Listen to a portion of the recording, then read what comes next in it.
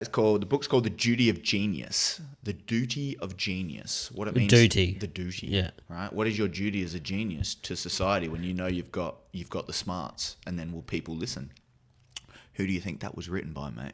Or who do you think, he wrote that book about? I would not have a clue. Okay, so... I might know of them. No, I'm not even sure the name. Have you heard of the name Ludwig Wittgenstein? No, not even a little. Okay, so he was essentially known as the greatest philosopher of the 20th century. He essentially broke down everything in philosophy to a language game. He goes, philosophy's all bullshit. It's a language game. If you can use the correct language, you can argue your point on anything, which essentially was a quintessential argument for Socrates hating the sophists back in ancient Greece, which was the foundation of Western philosophy.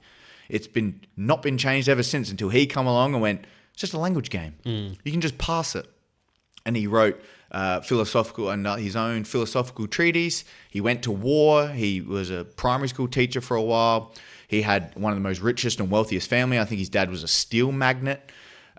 He had both of his brothers commit suicide. One was essentially a prodigy in music, like a violinist. Ludwig was a quintessential philosopher, the greatest philosopher of the 20th century for how smart he actually was, recognized as such. And so that's who he wrote the book about. And that was the second one. Again, didn't know any of this until along the readings you go, who are these smart people that you've come across when these people say these names like it should be common knowledge? Apparently Ludwig Wittgenstein is one of them. You should so he's one of them. And then the third book that he wrote was his tutor who inspired Wittgenstein, who was held up as the greatest philosopher until Wittgenstein came along and ruined everything, or perceived to ruin everything that this man wrote. And to you, that's the... Oh, no. The author? The author. Ray Monk. Those are the three most These are the three people most essentially the quintessential geniuses of the 20th century. 20th century philosophy. And Oppenheimer was a physicist. You get deep into it. Yeah, I love some shit, man. I went as far as possible, as quickly as possible, because I was like, I love some shit, man. I wanted to go. You get into some real niche fucking things, bro. I do. You got that tism in you.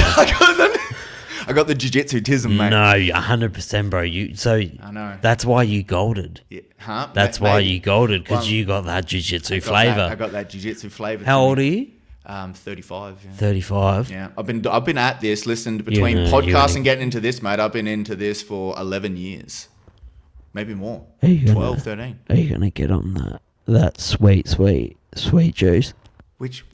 No. You're not going to get on that sweet juice. When I'm 40 plus, maybe I'll think about the sweet juice. Have you got the secret juice as Borrachino? Have you got your levels tested?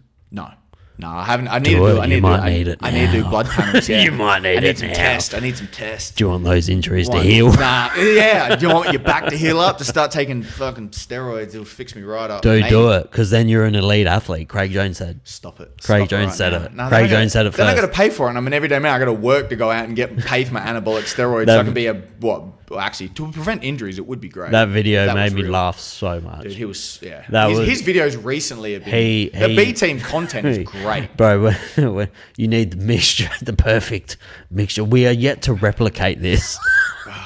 He's so funny. Craig Jones, for anyone who doesn't know, if you go on his Instagram, he's so funny. Jiu-jitsu Brazilians must fucking hate Craig. They would hate him. They would hate him. It's much like what they hated Eddie Bravo because he come out and spoke to what the ideology was of Brazilian Jiu-Jitsu, what it means for what they perceive to be the way to train, and then Craig's just a piss take. He's essentially a court jester, right? But he's like a court jester who's one of the best in the world at Brazilian Jiu-Jitsu. And he doesn't do it by the style that they do it by. Did you listen to Joe's last podcast with Eddie?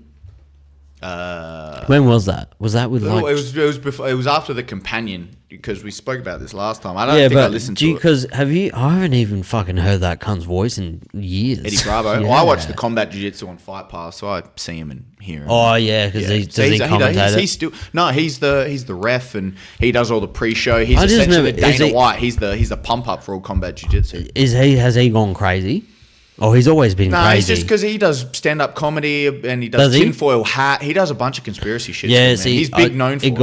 It got into the point with Eddie where I was like, when I'd see his episodes, because I used to get really excited. Everything over will him. go to the conspiratorial. But now it's like, but then it got to like, oh, I can't be fucked. Yeah, everything. He'll just believe everything. It's just going to be counter to the narrative. It's going to be an hour and a half of Joe trying not to tell Eddie to shut the fuck up. Talk him down. Now, I just want to bring it back because I didn't mention the third. If we're going to put it in the comments, go. The third guy, his name was Bertrand Russell. Bertrand Russell.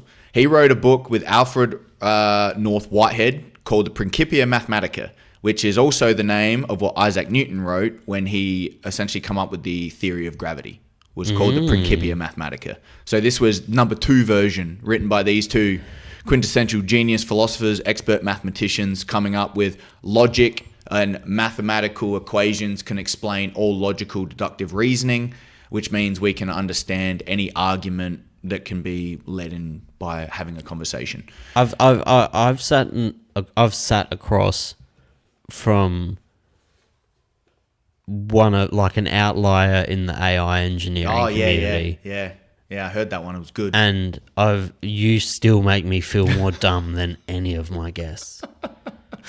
I try not to get on these rants because it's like if I have to press it for what I honestly just went cross-eyed. I'm not joking. This is why people call me out. My brother can't stand a lick when I go like this. He goes, shut up from the start. I like it. He can't stand it. But it just goes, I go deep with some stuff. I wanted to know why. You got that fucking tism, bro. But it's a good one. Well, I got the tism. My tism weird on that is to understand somewhere ways. I got intimidated by intelligence. So then you try and understand what intelligence is, and then you understand. Can you actually gain? Can you gain intelligence? No. Well, you genetically can definitely work it. You can work on like a muscle. But you say when you get into intelligence research, it gets dicey because then they're like racially. Oh boy, touchy subjects. Different races have different intelligence levels. No, can't have that. It's not biology. Oh, say whatever you say it is, but there is. To speak more clearly, people have verbal, and then is there different kinds of intelligence? Is there verbal intelligence, physical intelligence, spatial intelligence, temporal intelligence? No, not really. But it was somewhere along the way you learn habit formation, good habits, reading. Do you comprehend reading? Yeah. Concepts of metacognition, which is thinking about your own thinking, which coming to intuition, it's like if it's all false, but can you then read something, think about what you read, tie it in with memories and things that you've already taken on board, and then you accumulate that over time. And that's actually what makes our brains unique and special, is the accumulation of data over the extended periods of our lifetime lead to memories that we've existed for this period of time and that it was deemed important by us because we knew we were here and that we did it. It's essentially what memory habit is, right? So, did you get that? Did you guys get that? Did you follow along? Did you follow along for those playing at home?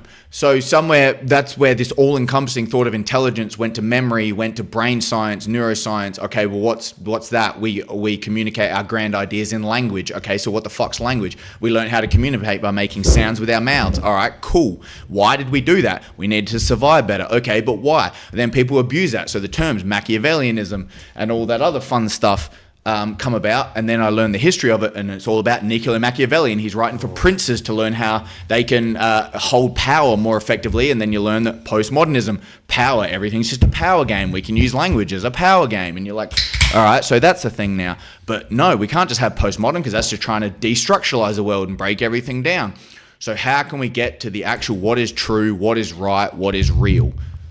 Somewhere along the way, I still trying to figure out by all these things what is right, what is real, what is truth, what's reality to you, but then in the grand context I was going to say, like, that's such a, like, to you, it's a life project for me, mate. But it's crazy that every single person you ever lay your eyes on is living a totally different reality to you. It's great. But it's a hell of a thought. It can be depressing as well because you can see some people, like, especially where throwing it away. No, just fucking. They're just fucked. They're not trying to grasp any of that. They're just existing. Like, what shit cards did you get dealt? What's just that, man? It's just because at the end of the day, that's what it is. There's a lot of components that play in. You can grow up being Kim Kardashian's daughter. Yeah. You've got but the ticket. back in the day- that doesn't mean that she'll be any happier than someone else. Well, 'cause, yeah, happiness is very- other problems come with everything. Yeah, exactly But it's right. just weird, like watching people. It's like, fuck you. You have a totally different view on reality. Than That's me. right. So you can get that cross spectrum with humans and then think about then non-human things and how we think about them. And then you look at artificial intelligence and how we would then view that and how we want to treat that. And then you look at all these other things and again, it's... Do you know when you see how people really are? Do you know how you see? You serve them in a hospitality environment. Oh, man. Yeah. That's, That's when you see people what people are really would actually like. treat people like. Because I've heard of business deals and all this stuff being treated about how they treat their server, how you There's communicate a with the lot people of around. that. Because if there's Nah. some shady shit... Especially, and if you're with, say you go on a date to a restaurant with a girl that you're just meeting for the first time. What about if it's a guy? Can I go on a or date a with a guy? You can do that. All right, cool, You man. can do that. That's all right. Just asking. You can do that. Cool. Just you have to sit in the back. I'll hold his hand. I'm joking. I'm joking. Of course Shout we're out. joking. Shout out. Sorry, people don't realise Shout that out. we're yeah. But if you come in and you're posturing and you're peacocking and you're showing your feathers and you're being a cunt, you're a dickhead. Like, do you know what I mean? And it sounds like, oh, he's too... people come into the shop and they'll spend $8 on chips and they think that they can talk to you in a certain manner. Oh, yeah. It's like, no. That's not how it works here. Right. Yeah. You can fuck off. Right. That ties all the way back to intuition, personal responsibility and individuality, how you think in your own head and how you perceive that you're moving through the world, but then how you want to treat other people, because what is an idea that has lived around as long as language has been around that we hold up as the golden rule, and it's across all religions. Yeah. And you can talk about it in, there's different ways to phrase it, but essentially do unto others as you'd want done unto you. Yeah, but Treat also, others as you'd like to be treated. Also, a lot of people still get their information off of Channel 7. Morning sunrise, A lo- Koshi, no longer there. A lot of people still think radio people are celebrities.